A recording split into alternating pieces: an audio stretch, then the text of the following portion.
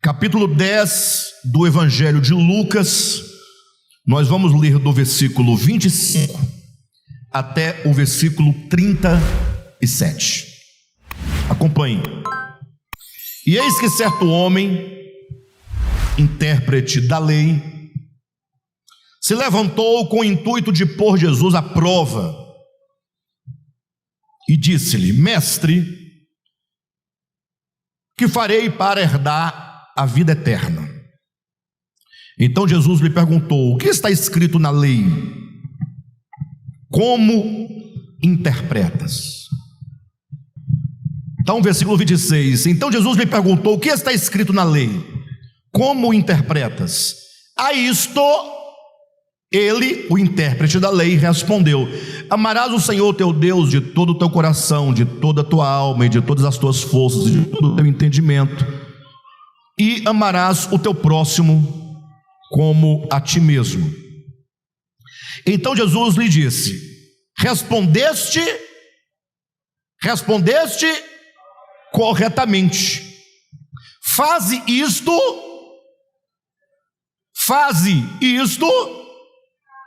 e viverás. Ele, porém, querendo justificar-se, perguntou a Jesus: quem é o meu próximo? Ele, porém, ou melhor, Jesus prosseguiu dizendo, versículo 30: certo homem descia de Jerusalém para Jericó e veio a cair em mãos de salteadores, os quais, depois de tudo lhe roubarem, lhe causarem muitos ferimentos, retiraram-se, deixando-o semi-morto. Casualmente descia um sacerdote por aquele caminho e, vendo-o, passou de largo. Semelhantemente, um levita descia por aquele lugar e, vendo-o, também passou de largo. Certo samaritano que seguia o seu caminho passou-lhe perto e, vendo-o, compadeceu-se dele. E, chegando-se, pensou-lhe os ferimentos, aplicou-lhes óleo e vinho, e, colocando-o sobre o seu próprio animal, levou-o para uma hospedaria e tratou dele. No dia seguinte, tirou 2 denários e os entregou ao hospedeiro, dizendo: cuida deste homem, e se alguma coisa gastares a mais, eu te indenizarei quando voltar. Versículo 36. Qual destes 3 te pareceu ter sido o próximo do homem que caiu nas mãos dos salteadores? Respondeu-lhe o intérprete da lei: o que usou de misericórdia para com ele. Então lhe disse: vai,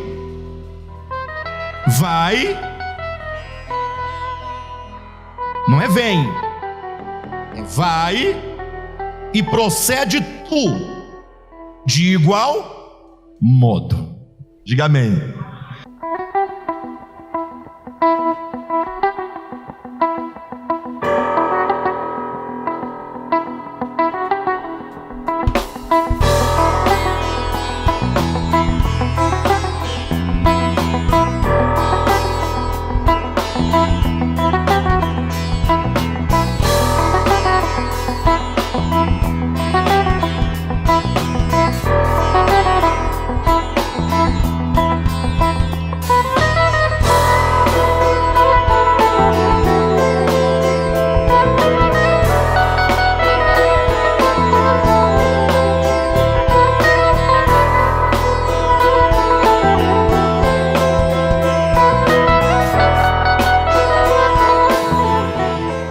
Essa série, O Cristo Caminho, em que nós estamos já trabalhando nela há algum tempo, já deu para perceber que o objetivo nosso não é ministrar mensagens baseadas nas cartas, nem no Apocalipse, nem no Antigo Testamento. Não que não pudéssemos fazê-lo. Nós pregamos o Novo Testamento como um todo há anos, há 24 anos nesse ministério, pregamos o Novo Testamento como um todo. A grande questão é que as cartas e o Apocalipse têm sido objeto de muito debate teológico. Não sei se vocês já perceberam isso, já se deram conta de que foi feita foram feitas muitas teologias sobre as cartas, sobretudo paulinas. Ou seja, você tem ideia, né? Houve um escritor muito bom, Martin Lloyd, reformado, ele escreveu um comentário do livro de Romanos. Quantos capítulos tem um livro de Romanos? Bem, pelo menos uma criatura para poder salvar. Vocês olharam? Olharam, né? 16 capítulos o Evangelho de Romanos. 16. Martin Lloyd escreveu um comentário do livro de Romanos. Cada um dos livros mais ou menos com umas 400 páginas. Agora, eu não desmereço o trabalho, deve ter coisas muito boas nesse comentário, não há dúvida disso. Um servo de Deus que dedicou seu tempo, mas já dá para perceber a complicação que se pode fazer diante de uma epístola, sim ou não? Poxa, se eu para explicar 16 capítulos eu tenho que escrever 5.000 páginas, então tem coisas que ninguém, ou quem tem acesso a essa informação, como é que se tira, de 16 capítulos, 16 páginas, 5.000 folhas? Eu estou falando que grosso modo, eu não contei folhas e nem volumes, mas não estou exagerando não, é mais ou menos isso. A grande questão é que não fizeram a mesma coisa com os evangelhos. Todo o debate teológico se dá comumente nas epístolas e no Apocalipse, sobretudo nas epístolas paulinas. E olha que eu gosto dos escritos paulinos como ninguém. Gosto, leio, estudo, ensino, explico, mas o Senhor nos conduziu na série O Cristo Caminho, voltar os olhos para os evangelhos, Mateus, Marcos, Lucas e João.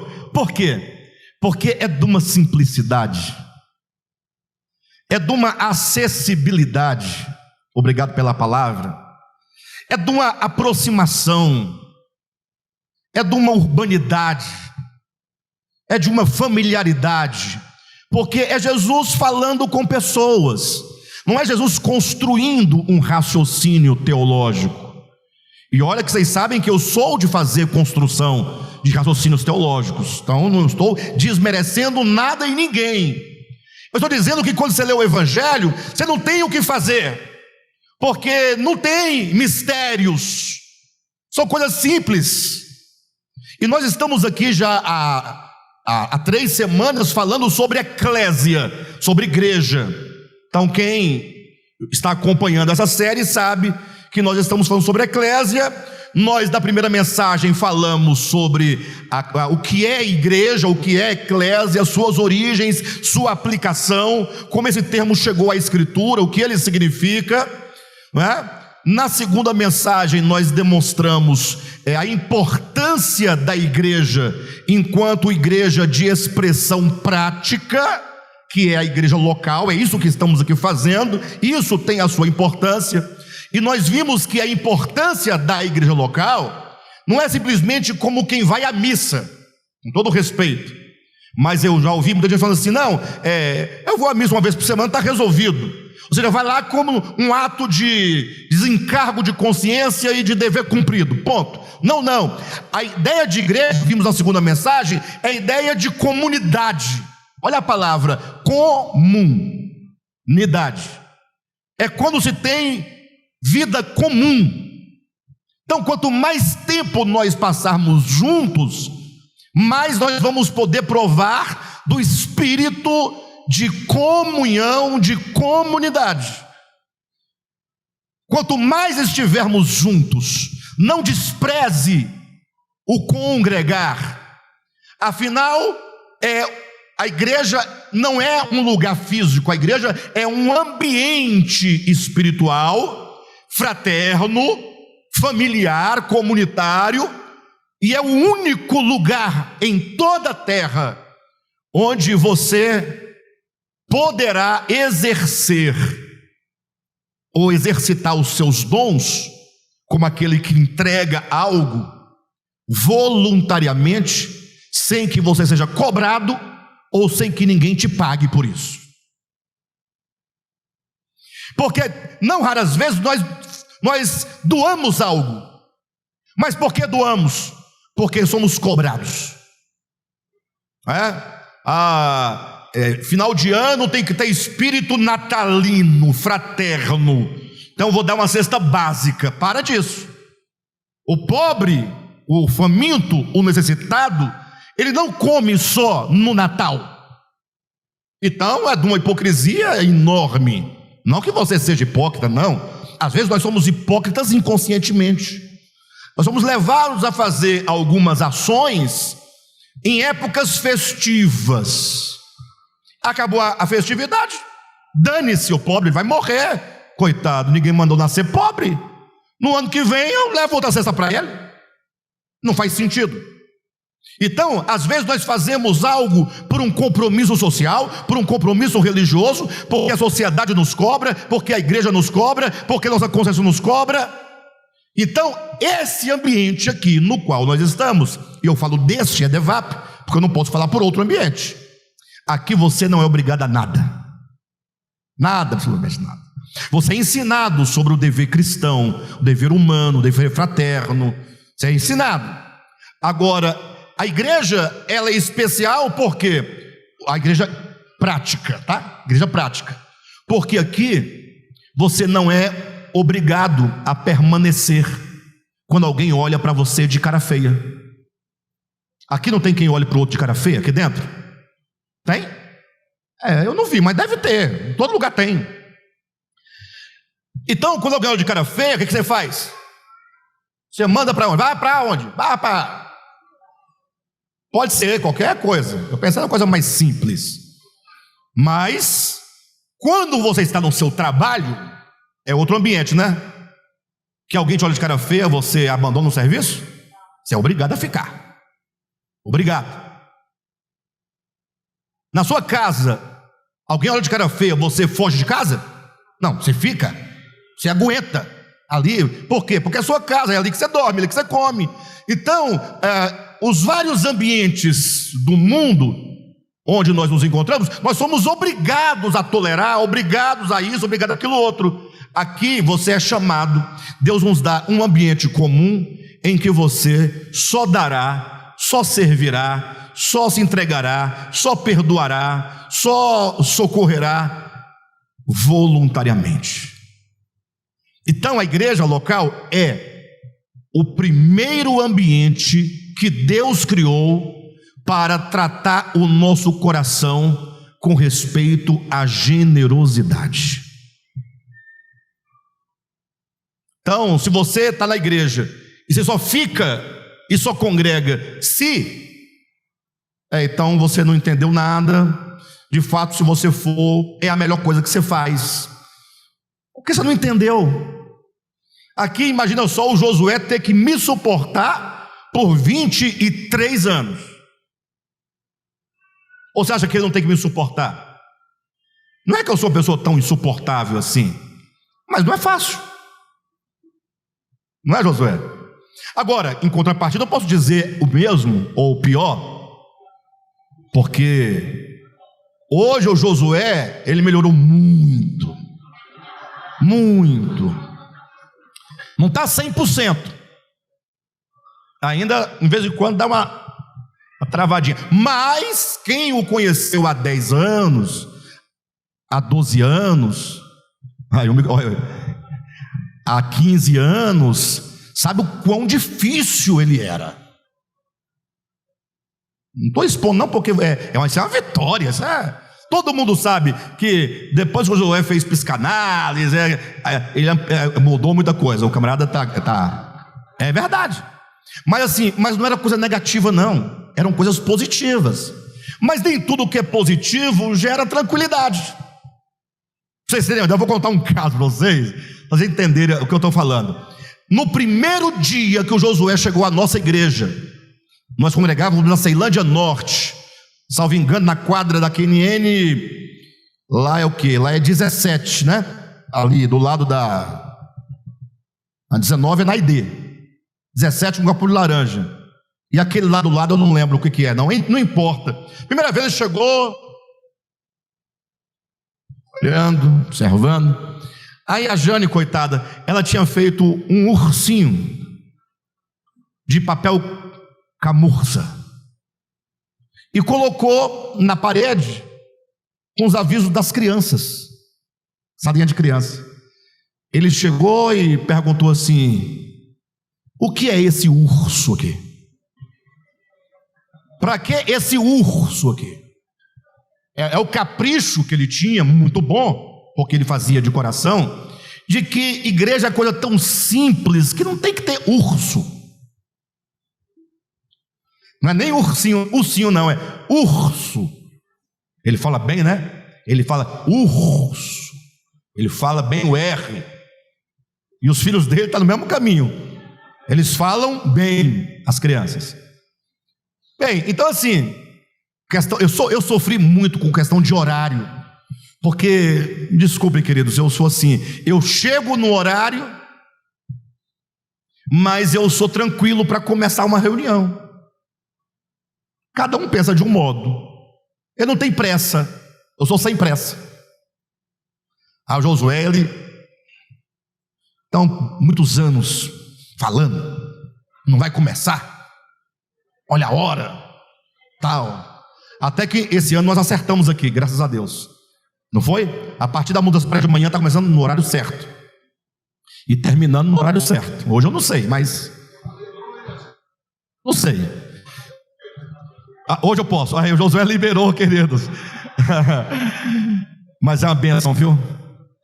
Josué é uma bênção. Inclusive, Josué, não sei se você leu os chats dos comentários, mas você falando aqui na cantar, você teve uma palavra, né?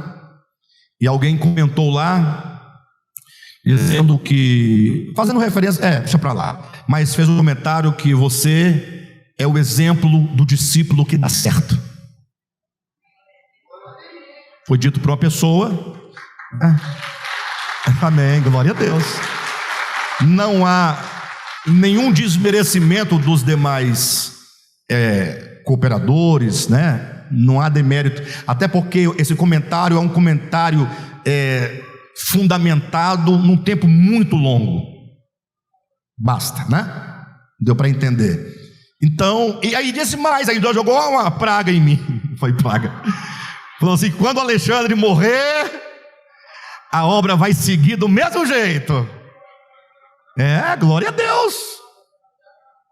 Então, eu também não podia só falar dos trabalhos que ele dá, né, irmão? Tinha que dar uma levantada nele. Mas o Josué nunca nos deu trabalho algum. Nunca. Né? Bem, eu só queria dizer que nós temos que a igreja é um ambiente de suportar um ao outro. Eu coloquei nós dois no fogo para poder, mas todo mundo sabe aqui como funciona. Então nós vimos que a igreja é o primeiro ambiente no qual você pode viver a sua liberdade cristã e viver sob o jugo de Cristo. O que é o jugo de Cristo? É o perdão, é a graça, é a misericórdia, é a doação, é o se entregar, o ofertar, o socorrer, o interceder, o sofrer junto. E você o faz somente neste ambiente de modo voluntário. Na sua casa você é obrigado a ficar, no seu trabalho você é obrigado a ficar, não é? Mas aqui é um lugar de aprendizado. Então nós temos que modificar, ou melhor, e também intensificar os nossos laços. Bem, isso foi na segunda mensagem. Mas na terceira mensagem começamos com esse texto de Lucas 10. E aqui a ideia é que se Deus começa a trabalhar os corações na igreja, e eu poderia fundamentar isso com dezenas de textos.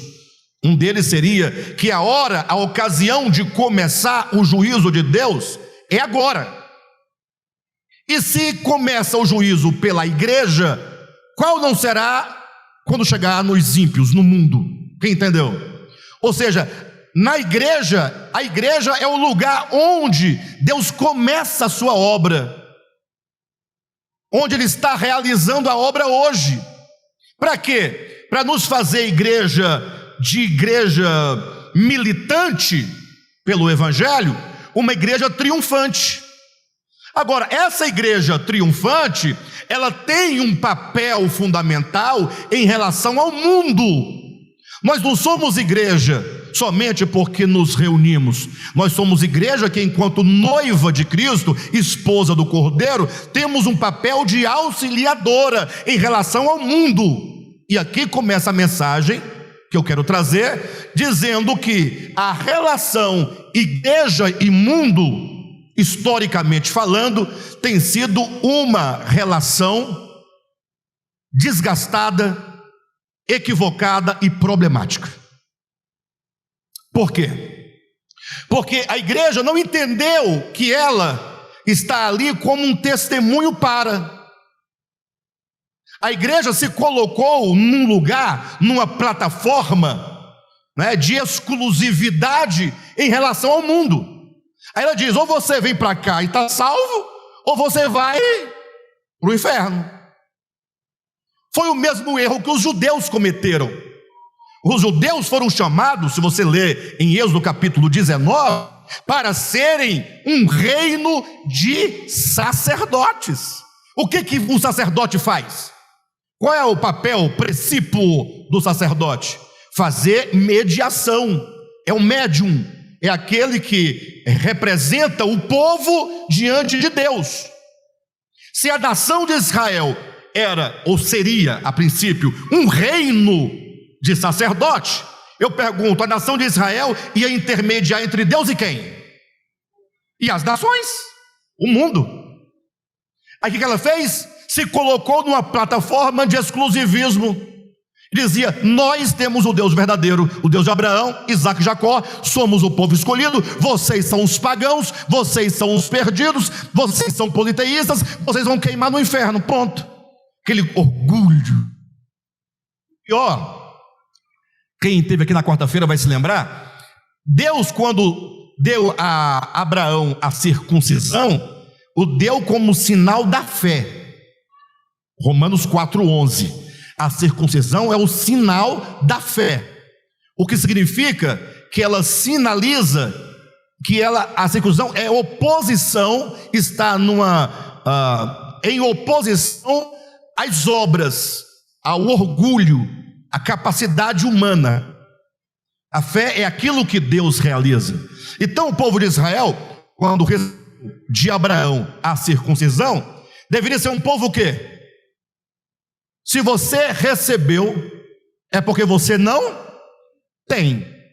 E se você recebeu e você não tem, você é orgulhoso ou é humilde?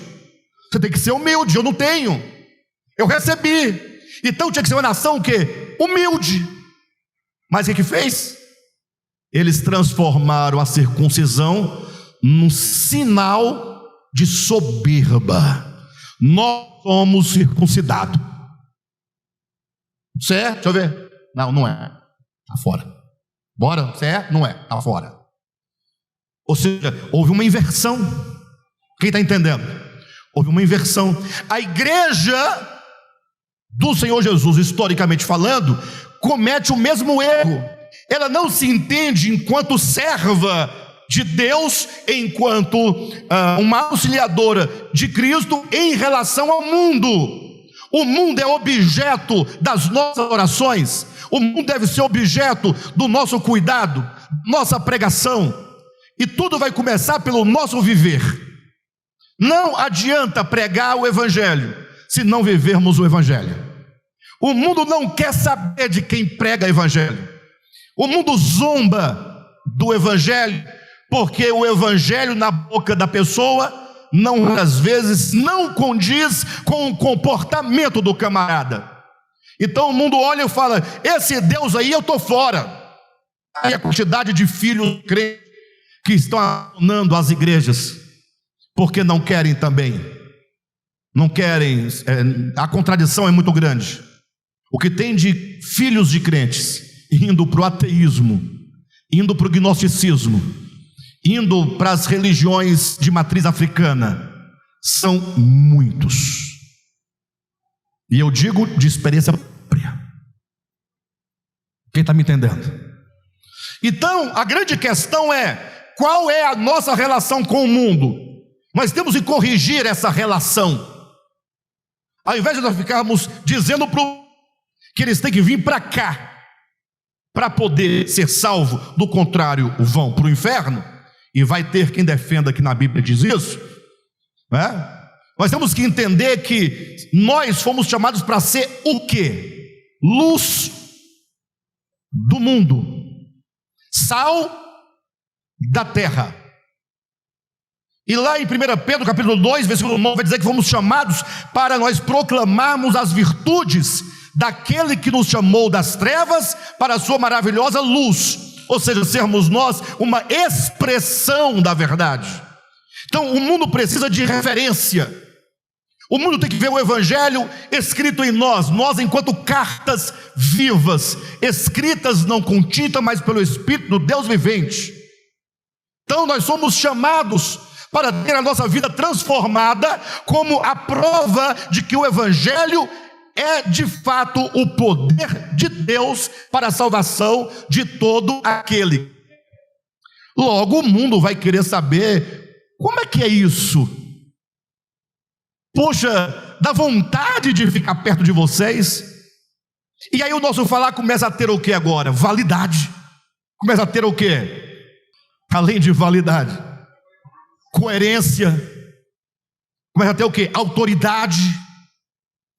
E as pessoas desejarão: olhe para Jesus.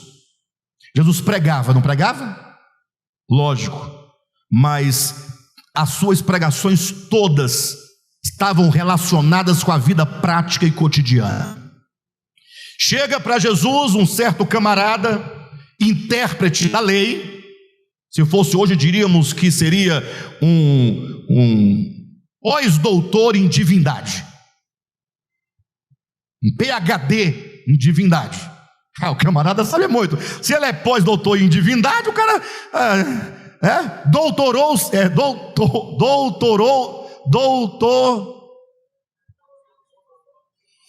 tornou-se doutor até em divindade.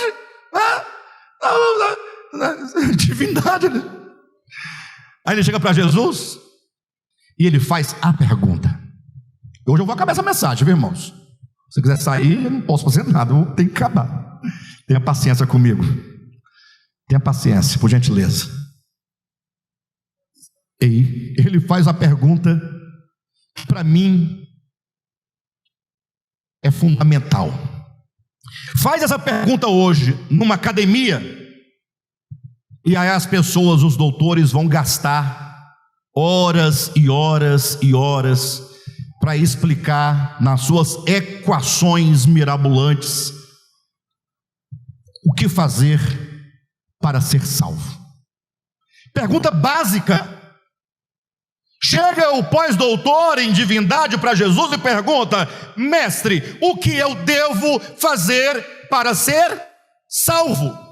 Ou para herdar a vida eterna? Toda a nossa busca não é pela vida eterna? Sim ou não? Tudo que fazemos no sentido religioso, ético, moral, se inclina para a ideia de vida eterna. Porque o oposto de vida eterna é o quê? Morte eterna. A proposta é: ou você sofrerá morte eterna ou terá vida eterna. Sim, então se a vida, se o problema da existência chega nessa bifurcação, a pergunta óbvia qual que é? O que eu devo fazer? É muito simples. Vera, o que você deve fazer? E não adianta me acusar de arminiano, de calvinista, é bobagem. Eu estou falando o que está escrito. É Jesus quem vai responder. É problema dele. Chame ele de arminiano, chame ele de calvinista, chama ele de universalista, chama ele de liberal, chame ele, é problema dele. Eu só vou dizer o que ele disse, mais nada. O que eu devo fazer para ser salvo? Como Jesus estava conversando com um PhD em divindade, vocês estão entendendo o que eu quero dizer? O intérprete da lei. Jesus perguntou assim para ele, capítulo 10, versículo 26. Então Jesus lhe perguntou: que está escrito na lei? Como interpretas. Queridos, olhem para mim. Aqui nós teremos de Jesus uma resposta positiva e teremos uma interpretação da resposta. Aí ninguém vai ter dúvida. Jesus vai dar a resposta, o que deve ser feito.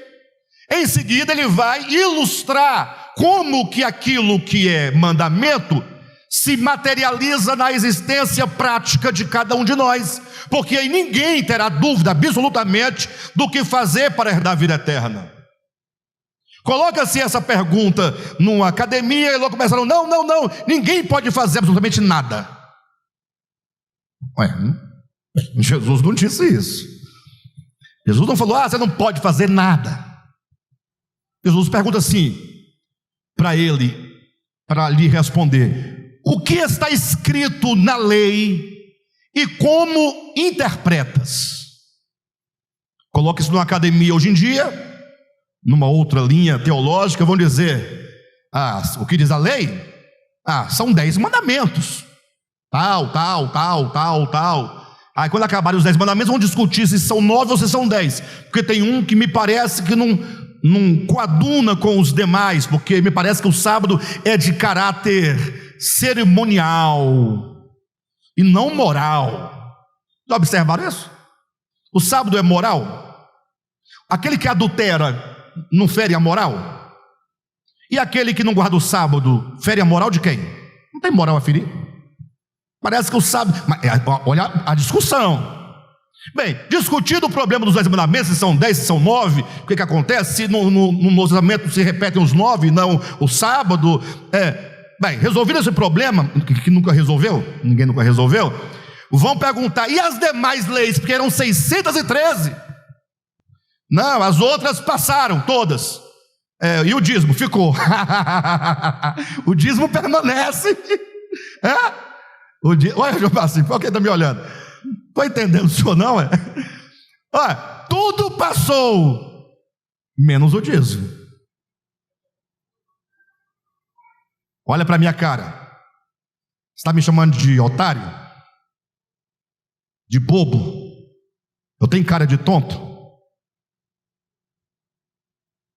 Não é porque o dízimo era antes da lei. É outra discussão. Não porque Abraão deu o dízimo. Onde foi dito que ele deveria dar? Onde foi dito que ele deveria dar? Não tem. Ele deu por quê? Porque ele quis. Gratidão. Se deu porque quis a gratidão, não é mandamento. Se não é mandamento, não é lei. Jacó deu o dízimo. Quem mandou dar? Quem propôs que Jacó desse o dízimo? Ninguém. Foi ele que disse, se o Senhor me der, eu dou. Ele fez uma relação mercantil com Deus. Não tem mandamento, não tem lei, não tem nada. O dízimo aparecerá da lei. Aí você, tá bom, tá lá em Hebreus capítulo 7. Aí você tem que ler de novo o texto. Então vem para o meu curso de leitura. Aí você vai ler o texto diferente. Mas eu tenho que avançar, porque o texto aqui é outro. Ou seja, o evangelho é muito simples. Jesus pergunta para ele, para o PhD lá, o que está escrito na lei e como você interpreta? Bem, o judeu, mestre da lei, sabedor das escrituras hebraicas, falou, simples, lá diz que eu devo amar a Deus. Olhem para mim, amarás ao Senhor teu Deus de todo o teu coração, com toda a tua alma, com todo o teu entendimento, com todas as tuas forças, e amarás ao teu próximo como a ti mesmo. Eu não vou entrar, queridos, se eu for parar em cada frase, a gente não sai daqui hoje, mas tem muita coisa a dizer aqui, só aqui. Mas vamos ao ponto que nos interessa mais, não é? Aí Jesus, diante da resposta do mestre da lei, disse no versículo 28, então Jesus lhe disse, respondeste o quê? Corretamente, Faze isto e viverás. Aqui está a resposta. Quem quer saber o que fazer para herdar a vida eterna? Tem que ser católico, apostólico, romano? Não? Não está escrito isso? Tem que ser reformado, presbiteriano reformado? Não? Tem que ser repleplé, canela de fogo, línguas estranhas, véu da cabeça, lava pés, comer pãozinho, beber vinhozinho, entrar no rio e ser batizado. Já sei. Faltou. Ser membro do DEVAP. Tudo isso é bobagem, queridos. Tudo é bobagem. Tudo isso é bobagem. Nós estamos aqui não é para sermos salvos. Estamos aqui porque encontramos um ambiente saudável, onde eu posso crescer juntamente com vocês e vice-versa, porque aqui nós estamos interessados em algo comum, que é o Evangelho de Jesus Cristo. Esse ambiente me faz bem, e porque me faz bem, eu estou aqui. Se não te fizer bem, não fique. Simples. Se coopera com o teu crescimento, glória a Deus. Agora, o que está escrito? Faze isto e viverás. Não tem. Olha, você precisa, em primeiro lugar, amar a Deus. Ter a Deus como o único Pai verdadeiro. E quando você orar, Pai Nosso, que você não faça uma ladainha, nem uma reza, nem uma oração dessas que você ouve toda hora, que é da boca para fora. Não, é Pai Nosso. É uma palavra que sai do coração, de reconhecimento. Deus é o nosso Pai, é a nossa origem, é a nossa causa, é o nosso fundamento, é o nosso sustento, é a nossa respiração, é a nossa alma, é o nosso ser, Ele é o nosso tudo. Entenda isso. Deus não tem que ser colocado em nenhuma escala, porque Ele não é comparável absolutamente com qualquer coisa. Não se compara. Deus é Deus. Vivemos num tempo em que o mundo tem desprezado a Deus. E quando eu falo mundo, não é um mundo não cristão, é um mundo de pessoas, inclusive, sobretudo, os cristãos, que mais gostam de dinheiro do que de Jesus, que falam mais de dinheiro do que em Jesus, que ensina seus membros a gostarem mais do dinheiro do que de Jesus. Bem, amarás ao Senhor teu Deus. Qual a proporção? É uma pergunta, né? Se eu perguntar, me dê um pouco de arroz, você falou, que tanto? 1 quilo, 2 quilos, 3 quilos? Que tanto é suficiente amar? É difícil, porque vocês lembram da parábola dos talentos? Que todo mundo fala dos 10 talentos, mas se você contar, não são 10, são 8, porque um recebeu 5, outro 2, outro 1. 5 com 2 e 1 dá 8, né? Não vai para lugar nenhum isso. De todo modo, a grande questão é: por que um recebeu 5, o outro 2 e outro 1? Porque Deus é um Deus que faz diferença em pessoas, distinção, né? Deus gostou mais de um, deu 5, aquele lá dá um dom para ele, é isso? Não, o texto diz: cada um recebeu segundo a sua capacidade. E capacidade não é capacidade humana, intelectual, é a ideia de um vaso. Um vaso que cabe, em que cabe 5 litros de água, você pode colocar 5 litros e aquela vasilha ficará plena. Mas num outro vaso, que só comporta 2 litros de água, você o enche completamente e só tem 2 litros, porque a capacidade são 2 litros, mas ele vai ficar tão pleno quanto o outro de 5 também. Tudo é pleno porque é a capacidade, a largura. E também o de 1 litro, a mesma coisa. Ou seja, qual é a medida que devemos amar a Deus? Com toda a minha força. A minha força é só essa, então entregue tudo. O Marcinho tem mais força que o Alexandre, entregue toda a sua força. sem reserva. O Josué, coitado, vai falar força, né? A comparação deu certo, né? Eu tenho força, o Marcinho tem mais força, o Josué, coitado, tem menos força, né? Então entregue tudo. O tudo seu é a sua plenitude. O tudo do Marcinho é a plenitude dele, né? Com todo o seu entendimento. Ninguém pode amar a Deus acima do seu próprio entendimento. Então eu já amei a Deus e manifestando o meu amor em serviço, de acordo com o meu entendimento. Então teve situações que eu fazia de tal maneira que era o meu entendimento, mas eu estava entregando a Ele todo o meu entendimento. Por isso não julgue as pessoas pelo seu entendimento. O entendimento que você tem de Deus hoje, diga graças a Deus por ele. Mas o outro, olha como é que ele faz, olha como é que ele é, olha como ele reza, olha como ele pratica, olha o sacrifício, olha a música. Você está julgando as pessoas pelo seu conhecimento, pelo seu entendimento. E Deus não julga ninguém pelo seu conhecimento. Ele diz: ame ao Senhor teu Deus com todo o teu entendimento. O chicote vai recair nas costas daquele que, tendo entendimento, não serviu segundo o entendimento, porque foi infiel. Aí sim, o pau vai quebrar. Mas se o camarada, ele está amando a Deus com todo o seu entendimento, há uma entrega. É isso que Deus quer ver. Tem muita coisa para falar aqui, mas eu tenho que avançar, senão eu vou parar no mesmo lugar da semana passada. E aí, a segunda parte é: amarás ao teu próximo como a ti mesmo. Para mim estaria resolvido aqui, porque o amor a Deus faz essa direção aqui, ó, a direção vertical. Amarás o teu próximo é uma relação horizontal. A cruz se manifesta no amor.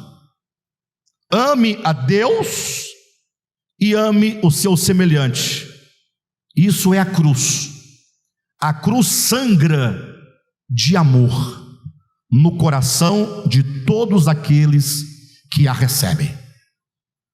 É uma frase de um livro que estou escrevendo agora, salvo engano. Ou já escrevi, não sei. Bem, de todo modo, é isso. E a cruz de Cristo? Não tem que aceitar a cruz? A cruz está aqui, é o amor. Aí está lá o crente que diz que tem a cruz e não ama. Aí o crente que tem a cruz, mas não ama, olha para uma pessoa que não é crente, porém ama. O crente fala o quê? Está perdido. Vocês veem incoerência nisso? A resposta está aqui. Jesus disse: quem é aquele que herdará a vida eterna? Aquele que amar a Deus e amar ao seu semelhante. A pergunta que vão me fazer depois dessa mensagem é: tá bom, e o que você acha do fulano de tal? Vai apontar o nome de uma pessoa. Aí vai, o que tem? Ele é salvo? Ele é salvo? Vão perguntar para mim. A resposta é: eu não sei. Isso é coisa de Deus, não é minha. Não, mas você tem que saber. Aí eu vou responder assim para ele: pelos seus frutos o conhecereis. É isso mesmo. Quais são os frutos? Exatamente, quais são os frutos? Ir para a igreja evangélica, ser batizado no Jordão, trazer o dízimo, comer do pão da ceia, cantar no coral e dar um dinheirinho para o pastor. É isso? Para, gente. Para. O fruto, ou os frutos, são as obras. E o que são as obras? Não é qualquer obra. Não é obra de barganha, não é obra mercantil. Não é toma cá da lá, ou toma lá da cá. Não é fazer obra boa para me encarnar na próxima encarnação e vir melhor. Não, você está comprando o quê? Obras de amor. São obras de entrega, de doação. A cruz só opera na doação. Se eu faço algo para, essa relação é mercantil. De modo que a Escritura vai falar de dois tipos de obras: as obras da lei e as obras que Deus preparou de antemão para que andássemos nela. Ambas são obras, só que uma é da lei. As obras da lei são as obras que você faz por obrigação, por coerção, por condenação, por ameaça, por recompensa. E as obras que Deus preparou de antemão para que andássemos nela são obras de amor. Por isso que o amar ao próximo e o amar a Deus formam esta cruz. Vamos adiante. Quando Jesus falou isso, está resolvido, né, pessoal? Amarás a Deus e ao teu próximo. Mas o mestre lá da lei, o PhD em divindade, ele falou: eu tenho que escapar, porque não é bem assim. E ele vai perguntar: tudo bem, correto, mas quem é o meu próximo? É a pergunta. Quem é o meu próximo? Puxa vida, agora que vai entrar na mensagem. Verdade. E eu quero começar dizendo, após a introdução que acabei de fazer, que essa pergunta, quem é meu próximo, para nós ela não significa muita coisa. Por quê? Porque nós, em nossa cultura, nós não temos problema com o próximo. Para nós, próximo é aquele que está perto. É o próximo, é o próximo, é o próximo, é o próximo. Concordam que nós não temos problema? Agora, no contexto no qual essa pergunta fora feita, essa pergunta faz todo sentido. E eu tenho que começar a mostrar isso para vocês verem o sentido que faz e como nós podemos fazer a correspondência com os problemas que nós como igreja temos. Eu vou adiantar para melhorar o entendimento. O problema que os judeus tinham era em relação ao próximo, ponto. Por quê? Porque próximo, no entendimento judaico da época, não era qualquer pessoa, porque está próximo, não. Próximo para um judeu da época eram somente os seus compatriotas. Então, todo judeu era o próximo de outro judeu. Agora, não é judeu? Não é meu próximo. Essa era a ideia, e eu vou provar pelo próprio texto. O texto vai dizer isso. Agora, vamos trazer isso para o nosso contexto, porque nós não temos problema com o próximo. Para nós, todo próximo é próximo. Só que Satanás é sujo, esquisito, e ele deu um jeito de trazer o mesmo problema para o nosso meio. Aqui, nós não temos a ideia de próximo. Aqui, nós temos a ideia de irmão. Irmã Vera, tudo bem, irmã Vera? Aí as pessoas não crentes acham estranho. Irmã Vera é Vera, né? Nós chamamos, não é irmão? Irmão Zizi, irmão Alexandre, irmã Maria de Cerqueira, sim ou não? Chamamos as pessoas de irmão.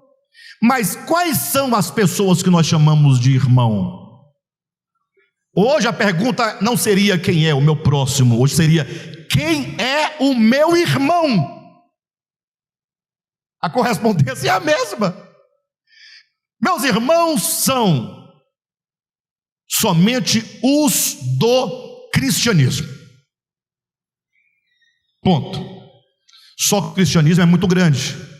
Os meus irmãos são os do cristianismo, mas somente os da reforma protestante para cá. Reforma protestante é evangélico, os pentecostais, neopentecostais são meus irmãos. Os católicos não são meus irmãos. E se brincar, ainda tem algumas seitas nesse meio que vão dizer: não, irmãos nossos são somente os da nossa denominação. Pessoal, eu estou falando alguma mentira, algum exagero? Quem é o meu próximo é o mesmo que perguntar hoje quem é o meu irmão. Porque se você voltar lá para o judeu, o próximo dele era o irmão dele, consanguíneo, filho de Abraão, Isaque e Jacó. Logo, hoje eu tenho que perguntar quem é o meu irmão, ao invés de perguntar quem é o meu próximo. Poderia ser assim, para que fique claro: amarás ao Senhor teu Deus de todo o teu coração, tua alma, teu entendimento, tuas forças, e amarás ao teu irmão como a ti mesmo. Aí faz sentido a pergunta: Senhor, quem é o meu irmão? Aí faz sentido quem é o meu irmão. Mas vamos ficar no próximo. Vocês já entenderam que o próximo aqui deve ser entendido como irmão. Aí Jesus pega e resolve tranquilamente dizendo: bem, para você saber quem é o teu próximo, volta para o contexto bíblico, lá fará todo sentido. Pense num homem que, descendo de Jerusalém para Jericó, o que deixa implícito e que implica que este que descia era um judeu. Descia um judeu, estava em Jerusalém, estava descendo, ia a Jericó. No caminho, alguns malfeitores o pegaram, o roubaram, o espancaram, bateram nele e deixaram ele quase morto dentro de uma vala. Está lá uma pessoa moribunda, doente, sofrendo, precisando de misericórdia. E misericórdia não é uma palavra, são cuidados. Ele vai morrer. Jesus não é nada bobo. Ensinamentos de Jesus, do Evangelho. Descia por aquele mesmo caminho um sacerdote, que era o pastor do caído na vala, era o bispo do caído na vala, é o bispo de lá. Não entendendo? Não. Passando, diz Jesus, é terrível. Vendo-o, ou seja, não tem a desculpa de que não viu. Vendo-o, passou de largo. Afinal, sacerdote tem muito o que fazer. Muita vela para acender, candelabro para acender, incenso para perfumar o lugar. Tem as vestimentas de linho, não trabalho passar linho, preparar lá a sua bata, a sua indumentária sacerdotal, o éfode. Quem sabe o que é éfode? Tem nada a ver com o que você está pensando. São as 12 pedras que ele levava no peito. Enfim, muito cordeiro para arrancar o pescoço dele, derramar o sangue, e ele berrando, gemendo, e você derrama sangue, que Deus gosta de sangue. Sacerdote tem o que fazer, matar animal, pegar o sangue, jogar nas pessoas, sangue no altar, sangue nas paredes, nas cortinas. Deus gosta de sangue, quanto mais sangue melhor. Nesse sentido, o sacerdote não tem o que fazer, coitado, vai morrer, problema dele. Eu tenho os meus serviços espirituais a realizar. Jesus disse que passou em seguida um outro homem, dessa vez também judeu, levita, era o coroinha, era o auxiliar do sacerdote. Um levita não é quem levita, era dos cantores do templo. Perfeito? O cantor olhou, passou o ministério de louvor, passou o ministério de louvor, falou: rapaz, é o seguinte, eu tenho que ensaiar, passar os tons, tem que passar a banda, isso, tem que ver as introduções. Ó, meu irmão, não dá, fica aí. E o levita passou de largo. Quem está entendendo? Até aí, tudo normal. Por que normal? Porque é normal o sacerdote olhar para o seu compatriota e não socorrer. É normal o levita passar e não socorrer o seu compatriota. Na verdade, aquele que estava caído era o próximo, segundo a regra deles. Só que não dá para socorrer agora, tá? Não dá. Bem, aí Jesus coloca um elemento estranho, dizendo: passava então um samaritano. Ele colocou um objeto estranho. Quem é o samaritano? Para os judeus, o samaritano era uma pomba gira. Ué, não estranha não. E nem fique com medo, que vai dar tudo certo. Tá bom, eu vou melhorar. Eu vou melhorar.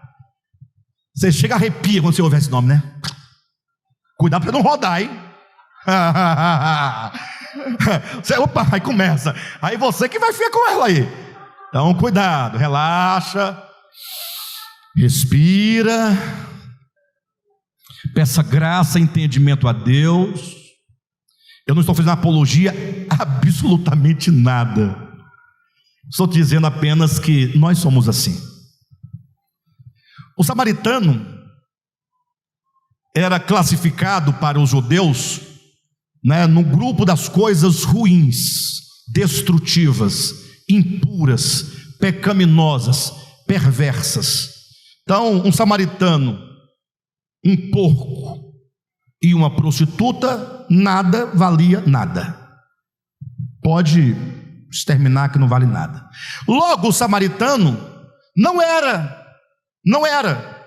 o próximo de quem estava caído, que era um judeu. Até porque quem era de fato os samaritanos, e aí vamos chegar na ideia de irmandade, fraternidade, irmão. Vocês sabiam que o samaritano era irmão do judeu?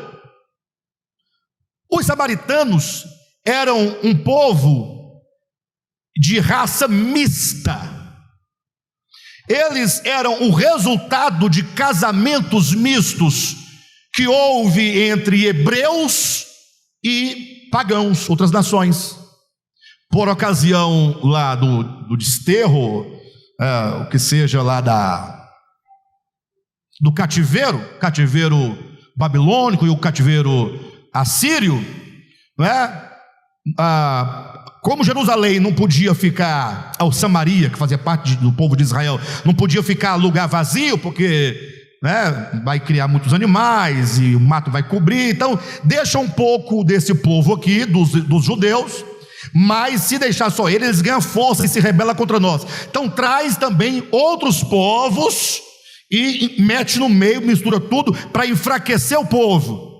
E aí quando misturou tudinho, daqui a pouco, você sabe como mistura gente, um casa com o outro, vai casando, e essa geração que foi nascendo desse cruzamento de hebreu com outro tipo de raça ou de nacionalidade, gerou um grupo de, segundo os judeus, impuros. Sangue impuro não é sangue limpo, é sangue misturado. Então era um meio-irmão. Só que por ocasião do retorno do cativeiro, os judeus limpos disseram: não queremos que vocês fiquem conosco. E aí eles são excluídos e agora se tornam os piores inimigos de Israel, mas não inimigo como os filisteus, não, inimigo religioso, inimigo da fé. Complicado, hein? Inimigo da fé. Você tem sua fé? Ei, pessoal, tem sua fé? Conhece pessoas que não seguem a sua fé? Pessoas que têm uma fé totalmente contrária à sua fé? Tem inimizade de fé? Tem. Isso não quer dizer que você tem que se tornar agora outra coisa. Não, você continua com sua fé, seguindo firme. Mas a questão que Jesus está colocando é: quando você encontra alguém caído, cuja fé não é semelhante à sua, não faz parte dos irmãos da sua fé, saiba que acima da sua fé existe um laço fraterno de irmandade, que é maior do que a sua fé, porque é o laço da paternidade universal. Aquele que está caído é o meu irmão, não porque é brasileiro, não porque é cristão, mas é porque o pai que o gerou é o mesmo pai quem me gerou. Então não confunda a indumentária religiosa com a essência do ser humano. Diz a Escritura que o samaritano olhou, vendo-o, compadeceu-se. A palavra compadeceu-se, compadecer, se traduzida literalmente seria assim: sentiu dores intestinais e não pôde seguir o seu caminho. E olha que ele tinha tudo para seguir o seu caminho. Ele tinha argumentos: é um judeu, dane-se. Não são os judeus que dizem que não podem pisar em terra de samaritano? Agora morra. Se alguém tinha que socorrer, era teu irmão que foi embora, o teu próximo, o sacerdote, o levita. Eu não, samaritano, agora está precisando de mim, agora eu sou bom. Porque até agora eu era o demônio. E agora, não. O samaritano não tem isso no coração. Ele não pensa na etnia. Ele só vê um ser humano. E aí, vocês sabem da história. Ele desce até onde está o moribundo, derrama sobre as feridas o vinho, que é curativo, depois o azeite, para poder deixar a ferida úmida, para não ficar quebrando, porque a ferida quando quebra, rompe, dói. Então ele pensou até nisso, colocou um toco com óleo, deixou tudo direitinho, colocou sobre o cavalo, levou para uma hospedaria, pagou a hospedaria, falou: cuida desse homem para mim, cuida para mim. Não tem sentido isso. Aí Jesus perguntou para o doutor da lei, e aqui se inverte, e aqui é o segredo da parábola, porque a pergunta do mestre da lei para Jesus é: quem é o meu próximo? Olha a resposta de Jesus: qual destes três, sacerdote, levita e samaritano, qual destes três te parece ter sido o próximo do homem que caiu? Ou seja, eu estou passando aqui ao lado de Josué, ele está precisando de mim. Passa a Silvia, passa o Cadmo. Somente eu socorro. Só eu socorro. Vocês não socorrem, né? Bobagem. A pergunta é: qual dos três foi ou é o próximo do Josué? No caso, eu quero saber quem é o teu próximo, ou a quem você faz o seu próximo. A resposta do homem foi qual? Doutor da lei? Foi aquele que usou de misericórdia. Em outras palavras, enquanto os judeus dizem que o seu próximo são os seus compatriotas, Jesus fala: não, esquece, cancela, essa regra é falsa, porque o sacerdote é compatriota, o levita é compatriota, mas não foi o próximo. Ou seja, ser da mesma nação não nos aproxima. O que nos aproxima é a paternidade divina, que transcende etnias, barreiras, línguas, costumes, cultura, religião. Logo, um novo conceito se instaura. Quem é o meu próximo? É aquele a quem eu me faço próximo. O novo conceito diz o que nos une nessa aproximação. O que me aproxima do Cadmo? É a pergunta. Sai você desse salão hoje, já estou encerrando, e ao passar, você está indo para o Gama. Quem vai para o Gama aqui? Deixa eu ver. Muita gente. Você resolve passar ali pela Coca-Cola. Não tem Coca-Cola ali? Depois do Pistão Sul. Aí quando você passa lá, complicado, né? Não é complicado? Ei, pessoal, mas vocês estão entendendo. Quem conhece o que eu estou falando sabe. É complicado. Mas onde é que está a complicação? Dentro do carro. O marido travado. Ele não pode ficar normal. Ele tem que ficar, porque a mulher dele está aqui, olhando para ele, para ver se ele vai piscar, se ele vai se mexer, se ele vai se tremer. É. Mas aí, se o marido olhar para o lado, para o céu, acontece, a pessoa está um ser humano, ele olha no lugar. Aí a mulher falou o quê? Essas vagabundas. Aí começa. Porque essas vagabundas têm que morrer mesmo, não tem não? Estou perguntando, pessoal. É de uma vagabundagem, de uma imundiça. Entenderam? Agora, a irmã Vera hoje está de cocôzão na cabeça, está de boa, vai para o céu. A outra lá não, já está no inferno e vai para os quintos depois do inferno. Está nos quartos do inferno, vai para os quintos. Dane-se o travesti, a prostituta, o gay, É assim que nós fazemos e vemos. Tem pais que expulsam de suas casas seus filhos porque descobrem que são gays. Eu vi isso acontecer aqui dentro desta igreja. Seu pai e uma mãe expulsam um filho de casa porque ele é gay. O que esse casal que expulsou o próprio filho fará com a transexual lá da Coca-Cola? Vai tacar uma pedra na cabeça dele.